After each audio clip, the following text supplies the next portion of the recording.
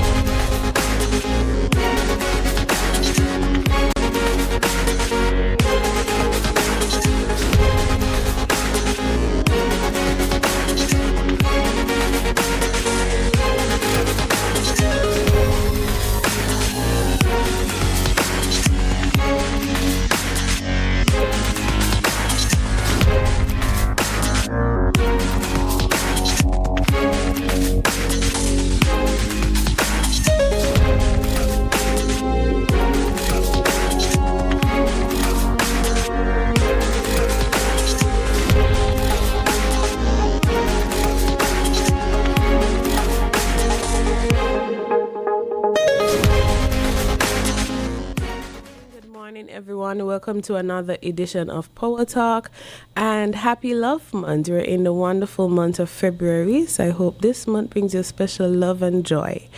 This morning we'll be speaking about keeping the lights on, understanding outages, and how SKELEC responds.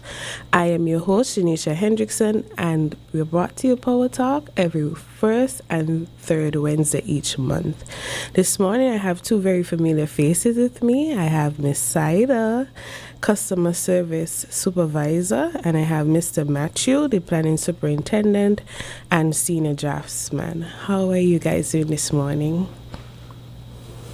We're doing well. Right. As you say, it's the love month, so we're doing splendid. Mr. Matthew, how are you? Yeah, man, I'm good. Thanks. All right, then.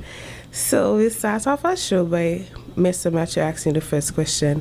What are the common causes of outages and how do you classify the different types?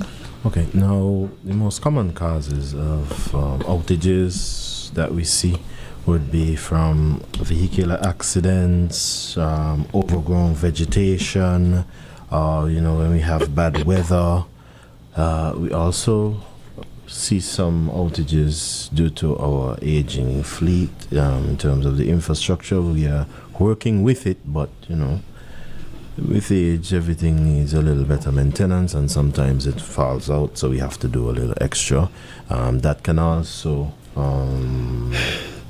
trickle over into what may overload our existing infrastructure due to the present influx of consumers. Mm-hmm. Yeah. So basically what we do is we look at in categorizing. We say we have the faults. Now faults would be from the physical damage that requires crews to go out and deal with the things. And we have planned outages. Now with the planned outages, these are what we schedule to either deal with maintenance, planned maintenance, where we identify areas that need assistance upgrading and we would have to turn off the power to safely work in that area, or if we need to add infrastructure to a particular area, then we would have to once again turn off the power to safely add the infrastructure. We also have emergency outages, which everyone would know about, where there is no control. We have no control over those at all. Say, for instance, accident or something happens, something breaks, it's from wear and tear, really, where we have to deal with that urgently without any warning to anyone. All right, and thank you very much for breaking down that very clearly for us. And it would really help the customers to understand that not all outages are the same, and each category requires different response from SKELEC. Because I know sometimes, even on my side, as when customers may call you, there's an outage, or may see nothing yet, may hear nothing yet. Sometimes it's not that you ain't hear anything, is it? Sometimes it's just an emergency, something happens, spur the moment, unforeseen circumstances. So as we continue, what happens internally the moment an outage occurs? Like, for instance, what are the steps, the response sequence? Now, what would happen once we are alerted of an outage, then we try to identify the exact areas affected by the particular outage, so that we can better isolate and see how best we can get back on all affected customers. We will have to do scouting. We'll notify the teams that there is an outage in this particular area, so they would have to go out and research and see exactly how the extent of the outage, because even though we may have an idea of the area that is out, we can't from inside say, well, it's particularly exactly at this point or that point. So we'll have to now identify that by going out. Once we're out there, we can see if we can quickly see the nature of the fault, or we would have to do some scouting. Those are things that we look at. Once we can identify the nature of the fault, then we work on the best way in getting back that supply. Sometimes we may have to backfeed, more or less, or reroute the electricity supply to allow for some of our customers to receive supply while we work on the targeted area that has the fault. That would please most people, so that everybody is pretty happy with that. Some people get back electricity while we focus on that area. All right, and thank you very much for helping our customers to understand what goes on behind the scenes, so they can have an idea, okay, when my electricity goes, what happens, and what the coordination is when I lose my electricity. How do you decide what area or areas get restored first during a major outage? Now, during the major outage, any outage per se, the first thing we need to do is identify the cause, because we can't just jump and try to put back on electricity. Otherwise, we can cause damage, severe damage, either to the infrastructure or to consumers or whatever. So we try our best to try and find that area and isolate it. Once we isolate that area, then we can always now work on the restoration of that area to allow for the smooth flow and the planned flow of electricity to run the way that we want it to. Perfect, and thank you very much. So, thank you very much, Mr. Matthew. What are some tools or technology our crews use out in the field to locate these faults? Well, presently we have some indicators in place on lines, on the overhead lines. They're called fault indicators that will help to narrow down the location of the fault. Also, we have our eyes.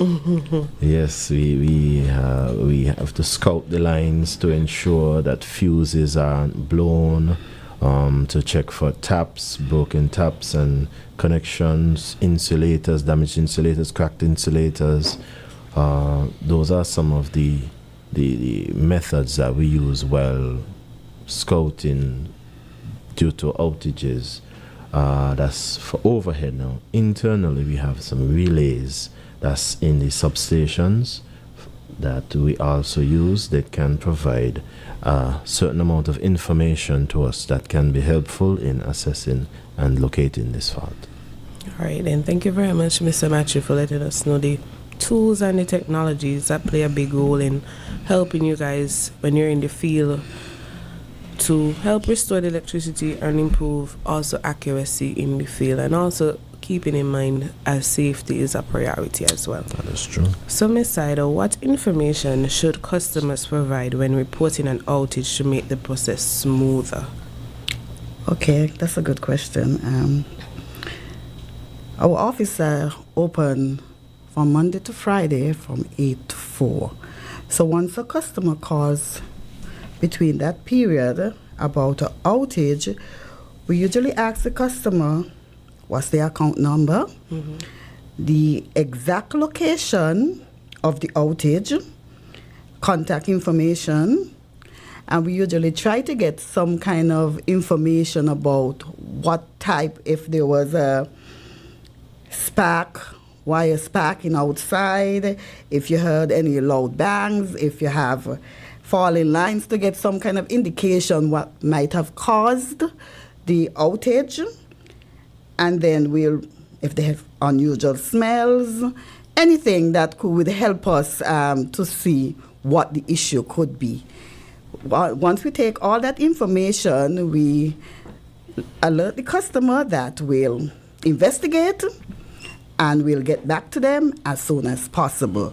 We apologize for the outage because having no electricity can be a bother. So we apologize for that, and we tell the customer that we'll investigate and get back to them. All right, and thank you very much for giving the customers an idea of the information that we need, because what we also urge our customers is that providing this information helps you to get restored quickly as possible, because if you just call us and give us a name and say, okay, Monkey Hill. Monkey is a very large area. And it will somewhat slow up us getting to restore you quickly, because then we have to go and search the whole of Monkey Hill. When if you say a specific street in Monkey Hill, then we'll come straight there. And even if you give us that account number, even narrows it down. But sometimes they can either give us, if their house is near to a pole, the pole them usually have numbers on them. They can provide the pole number. All right, and that as well also helps us, because if you give us that pole number, we'll know, okay, based on our information, there's 2 houses in that area, so we know, okay, we can come exactly there and we can get the restoration process started as quickly and safely as possible. So thank you for that, Ms. Sido. Mr. Matthew, what's the difference between a trip, a fault, and a planned maintenance outage? Now,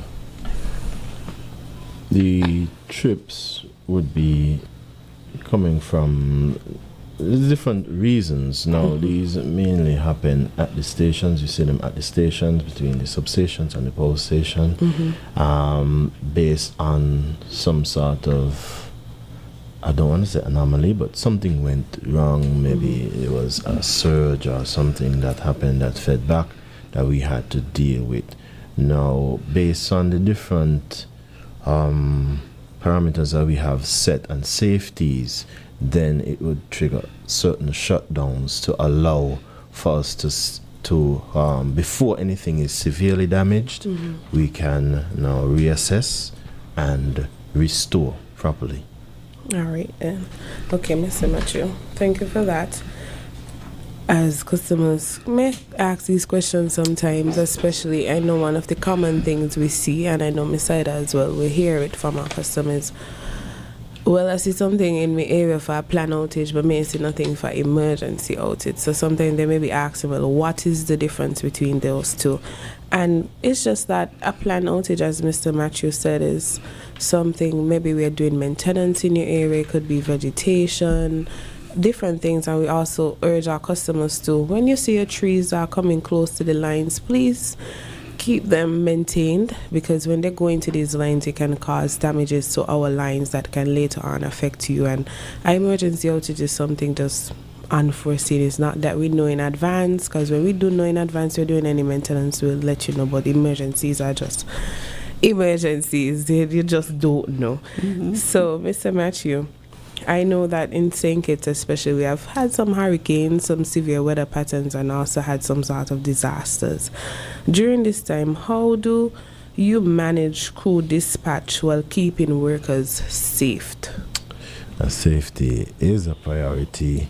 We tend to allow for our complaints to come into our SCADA room, where we can manage and disperse the complaints to the different crews.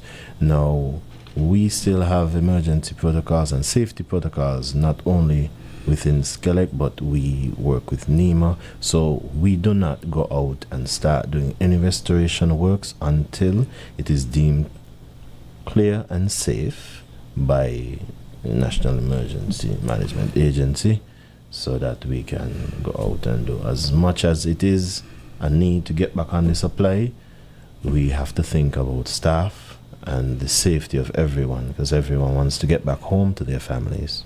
All right, and thank you. And I would also like to enforce that as well. We cannot come to you unless NEMA gives us the all clear. So I know sometimes persons may say, oh, well, the wind stop and the rain cut down a bit. Yes, we understand, because we ourselves are out of electricity as well, and our families. But until NEMA gives us the green light, as we may say, we cannot come, unfortunately. So once they give us that green light, then that is when we will start coming out to you and restore as quickly and firstly safely as possible. So, Ms. Seidel, how can customers stay informed about outages? Customers can stay informed about outages. We usually have our planned outage schedule that usually comes out on a Sunday, I think. Yes. So customer will know when their planned outage are. You know, you can't make account for the unplanned ones, but yes. And our Facebook page, our channel have on all the information that would be needed. All right. And you can always call customer service and find out whatever you need. That is true. And also just to add, the radio stations as well also have these information, so you can just listen to your radio. And it's always, not even in our SKELEC channels shared, there is also different channels now that share the information, different WhatsApp groups that share the information. So we are working as best to get the information. Even citizens shares the information on their status. Yes, the information is always out there. All right, and yes, I do. So as we wrap up, Mr. Matthew, what are the top don'ts for customers to not do during an outage? The top don'ts: please stay away from lines, sparking lines.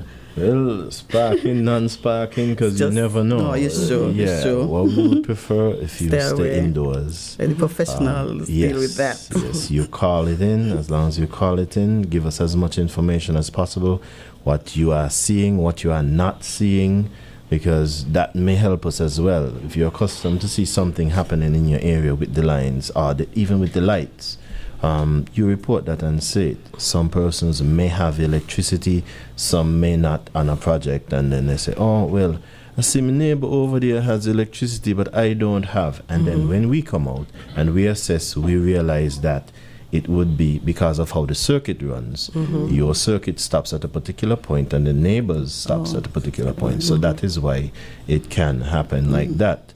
If you may say, I see the lights across the road blinking, the street lights across the road blinking, but I don't have supply, then that's something that we can now know that probably a phase is down and there's low voltage in the area, and those are different things. So I would love for the customers to just call in, give as much information as possible as to what's going on around them, and then give us the chance to assess and come out. If you heard a noise before or after, that helps, because sometimes the fuses, when the fuse is blowing, may be a loud noise, something. Just give as much information as possible, and that would help you now get back your supply much sooner.